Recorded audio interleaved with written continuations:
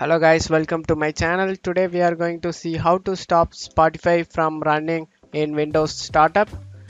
Whenever you start up your Windows, it will turn on running automatically.